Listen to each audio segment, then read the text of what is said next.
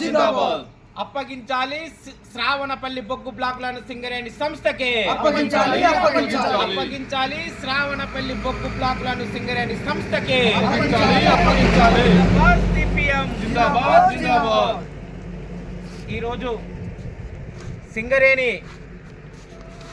డబ్బుతోటి వెలికి తీసినటువంటి శ్రావణపల్లి బొగ్గు బ్లాకును కేంద్ర ప్రభుత్వం ప్రైవేటు వ్యక్తులకు అప్పజెప్పడాన్ని వ్యతిరేకిస్తూ సిపిఐఎం పార్టీ సంతకాల సేకరణ అనేది చేస్తుంది.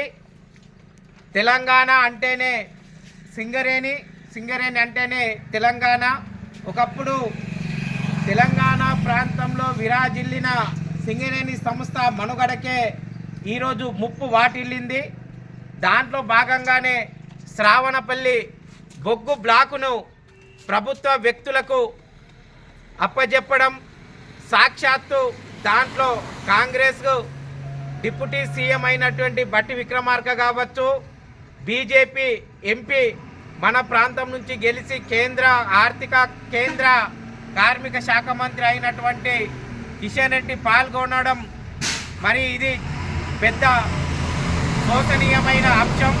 వాళ్ళిద్దరూ పాల్గొని ఈ ప్రాంతం నుండి గెలిచి వాళ్ళు ఈరోజు సింగరేణి సంస్థను ప్రైవేటు వ్యక్తులకు అప్పచెప్పడం అన్నది ఇది మంచి పరిణామం కాదు.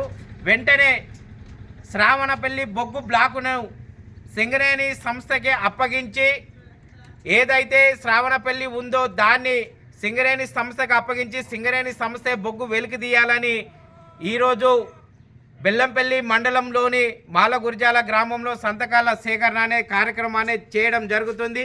ఈ సంతకాల సేకరణ మన కిషన్ రెడ్డి గారికి అందే వరకు కూడా ఈ సంతకాల సేకరణ ఆగదు, సిపిఐఎం పోరాటం ఆగదని ఈ సందర్భంగా మేము తెలియజేసుకుంటున్నాం.